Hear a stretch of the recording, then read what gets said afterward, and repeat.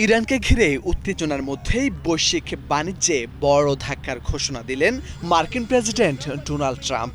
ইসলামী প্রজাতন্ত্র ইরানের সঙ্গে বাণিজ্য সম্পর্ক থাকা যে কোনো দেশকে এখন থেকে যুক্তরাষ্ট্রের সঙ্গে তাদের সব ধরনের বাণিজ্যের উপর 25% শুল্ক দিতে হবে। সিদ্ধান্তটি অবিলম্বে কার্যকর এবং চূড়ান্ত বলে ঘোষণা দিয়েছেন ট্রাম্প। ট্রুথ সোশ্যালে দেওয়া পোস্টে ট্রাম্প লেখেন, ইরানের সঙ্গে বাণিজ্য করলেই 25% শুল্ক, কোনো ধরনের ছাড় নেই।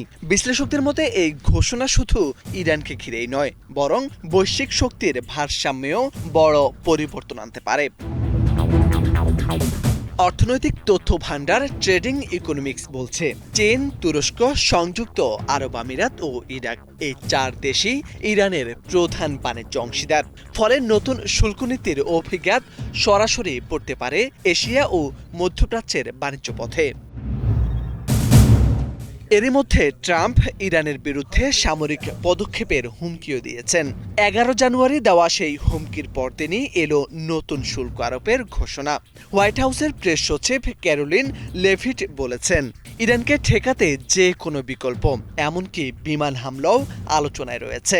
দুই পক্ষের মধ্যে কূটনৈতিক উত্তেজনা এখন সামরিক ও অর্থনৈতিক দুই ফ্রন্টেই সমান্তরালভাবে বাড়ছে। ইরানের পররাষ্ট্রমন্ত্রী আব্বাস আরাগচি দাবি করেছেন, বিক্ষোভের পরিস্থিতি পুরোপুরি নিয়ন্ত্রণে এসেছে। তিনি বলছেন, ইরান যুদ্ধ চায় না, তবে যে কোনো পরিস্থিতির জন্যই প্রস্তুত রয়েছে।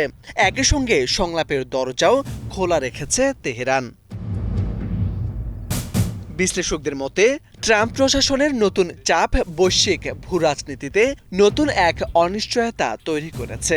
ইরানের সঙ্গে ঘনিষ্ঠ বাণিজ্য সম্পর্ক থাকা দেশগুলোর জন্য এখন বড় প্রশ্ন, যুক্তরাষ্ট্রের বাজার ধরে রাখতে তারা ইরানের সঙ্গে সম্পর্ক পুনর্বিবেচনা করবে নাকি নতুন এক অর্থনৈতিক সংঘাতের ঝুঁকি নেবে।